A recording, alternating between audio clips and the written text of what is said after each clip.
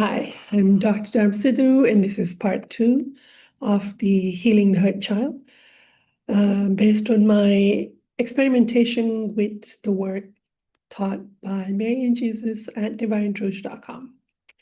So basically, the healing journey begins with the awakening of my addiction, which is my technique that I use to suppress the child's emotional pain. And in it, I there's a lot of anger driving the addiction that started in a child.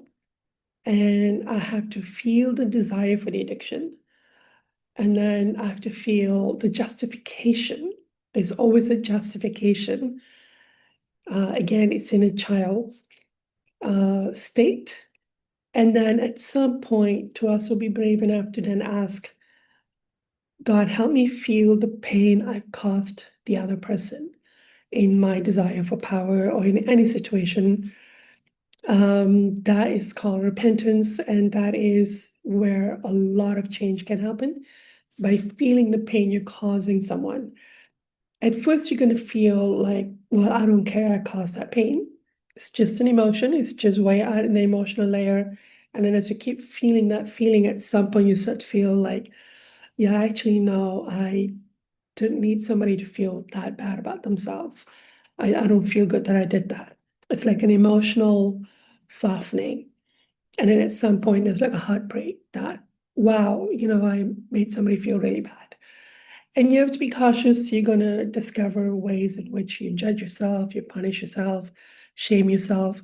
And you can actually cause actual like health issues to yourself in your actions. I experienced a lot of like law of compensation from God's laws for treating myself badly. And I really had to stop.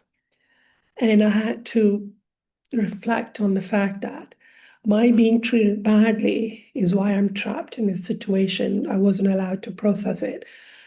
And now I'm stuck in hurting other people. So I may have to treat myself differently if I want a different outcome. And that's when I go, I think it's going to be gentleness. I will try. I will usually get some kind of an image of what I look like in those particular ages, how much pain I'm in, how much I'm in like don't touch me, don't come close to me. There are parts of me that are hiding. There are parts to me that are murderously angry. And from what I've learned from divinetruth.com, I'm responsible to safely release all emotions in my soul. If I have vengeful emotions, if I have murderous emotions, if I have jealous emotions, whatever the emotions are, they can all be safely released, and they need to be.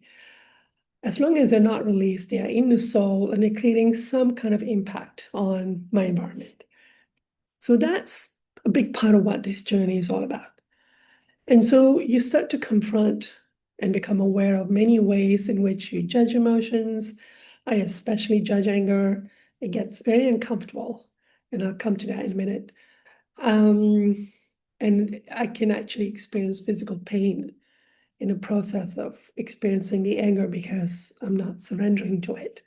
So there's a lot of like opportunities for you to start praying to God that these are really difficult stuff, and I don't like who I'm seeing in myself, and I'm a bad person, and whatever judgments you've been given since you were a child, all this comes out, and you got to find a way to be with all of that, be open to your spirit guides helping you. And when you are working with the addictions, so my desire for power, I find the child, I find the memories. It's very helpful to be able to start remembering the event that generated the desire. And when you're blocked to memories, you got to work through, I don't want to remember. Why don't I want to remember? What skills I have to build to get through that? That took a bit of a process. So now the memories can come, and I am trapped in rage, and rage is very scary, or the event is really traumatizing. And I don't have to be able to feel those emotions. I'm still pretty blocked to surrendering to those emotions. still blocked to allowing the anger to move through me.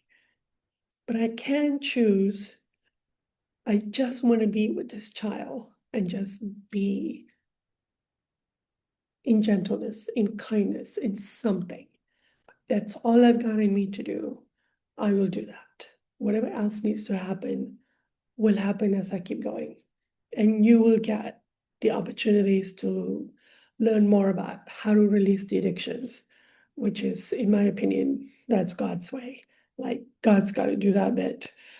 And then if you engage repentance, then there is a phase where God will remove the cause of the addiction, which I think involve remembering the events, and then something happens in there. I'll let you know when I get through the end of some of these addictions and um, receive God's forgiveness and whatever happens in that magical space. I don't know yet. I know it can happen. It keeps me going, but my desire for now is just one. I want to love the child. Every addict is a child. The child is hurting. I just want to love the child. And a simple desire like that is enough to keep you going, to keep you in the fight, to keep you in learning how to be present. And the goal is to be present and to attend to the child. That way you're not as stuck in blaming the event and the people involved that are causing you pain or that are stopping you from processing your experience as a child. And a lot of the skills were learned.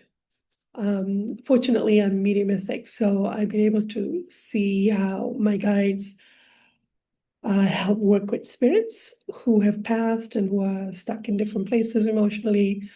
And so by watching them, they were modeling to me the gentleness and how it works. And a lot of the techniques and modeling showed me how I could be treating myself so that I could get to the angry child that I need to process and let the anger move through me, because that's the addictive desire, which then ends that phase to take us to the next phase.